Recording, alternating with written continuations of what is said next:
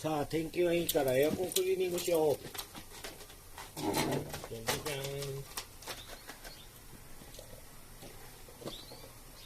ゃん。自分のやつはだいたいカビキラーでやってます。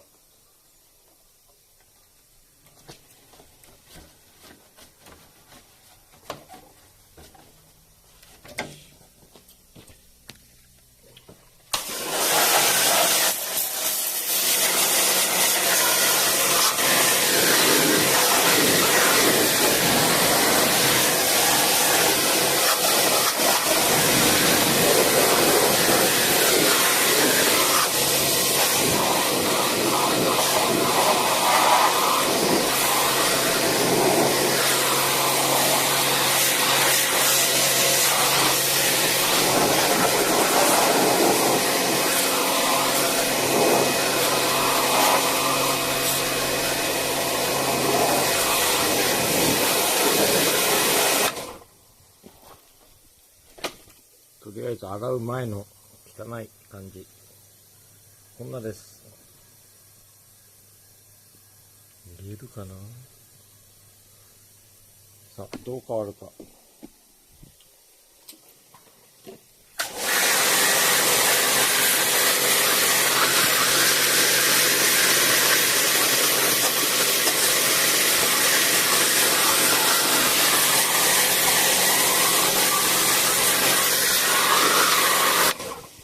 出てきました、汚い水。黒カビ。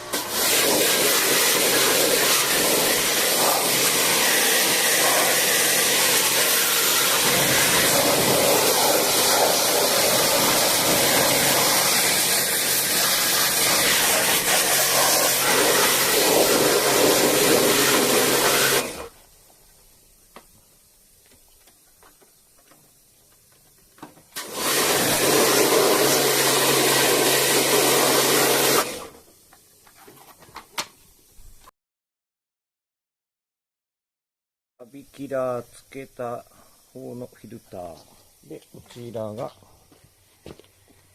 カビキラーつけてないで高圧洗浄だけで洗ったフィルターです。色の違い分かりますかね。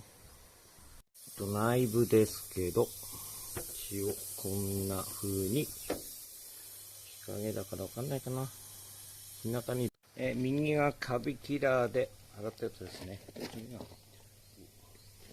どうしたらいいの？ここからでいいかな。で、ちがカビキラーをつけてないやつです。